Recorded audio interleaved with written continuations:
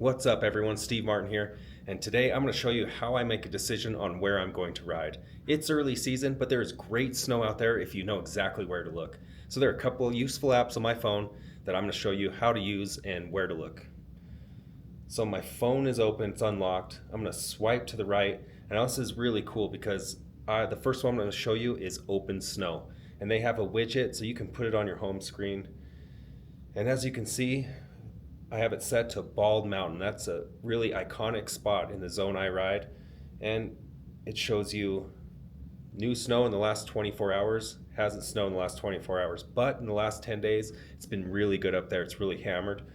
And the next 5 days looks really good. So if we click on this app, it opens up to my preset home screen. This is fully customizable. Change it to your local riding area.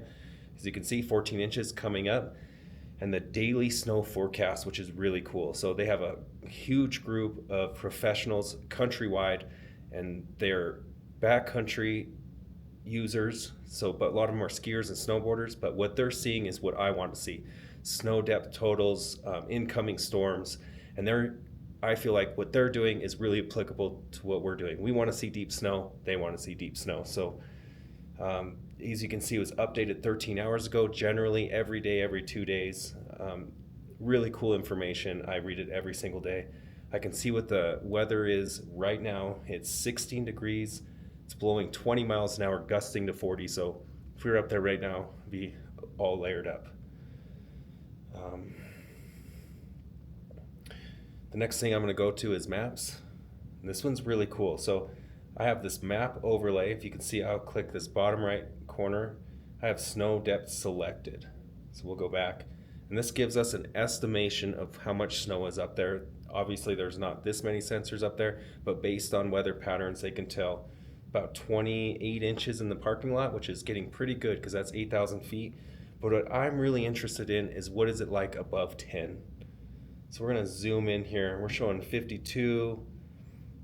The lighter pink is more snow, dark purple. So it's showing 52. Earlier when I was messing around, I saw 55 inches. So I'm really optimistic, but I really know the geography of this area. So where it's showing me 52 inches, just west of that, which is left on this screen, the elevation gets even higher. You can kind of see that ridge, and it's about 11,000 feet up there. And if we keep going west, there's this huge basin, and it's 9,000 feet. So anytime it snows, we have these big winds like that. The wind strips it out of that basin and dumps it onto that flat plateau, and it's crazy deep up there. So I expect a lot more snow up there. It gives us a good picture of what to expect tomorrow. The next app I will go to, and you can see it's on my home screen. It's the one that gives me the avalanche forecast, and this opens BC Beta, Backcountry Beta. It's another subscription-based app. It's like $5 a year, completely worth it. The first thing that opens is the avalanche forecast for the Uinta Mountains, which that's exactly where I ride. These guys are up there before the sun is up every day. They dig a pit, they make observations, and they write a report. We go down, we have an easy graphic to see. This is something I go over in the parking lot with my group every single day. Looks like north to northeast facing, above tree line, near tree line, avalanche danger is high. So tomorrow I'm going riding. We're going to stick to 30-degree slopes. Be mindful what's above us, but with this information, we can go have a great time and have a lot of fun. And while we're in BC Beta, this also pulls data from Snowtel sites. And if you're a snowmobiler, you're probably familiar with Snowtel. I like getting all this information at one spot. So if I zoom out, it gives me a really high-level avalanche report. I can see it's high before I even read it, but of course we've already read it. And I have a couple Snowtel sites that I like to look at. My favorite one in the Uintas is the Trial Lake Snowtel. It's not the best positioned one.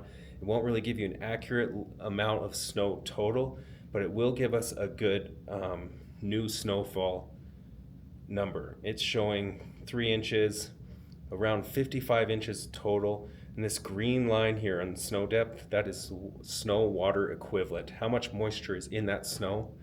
Showing about 10 inches.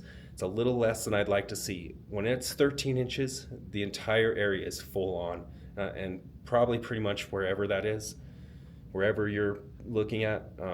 I know the rocks have a good base on them, all the stumps and logs.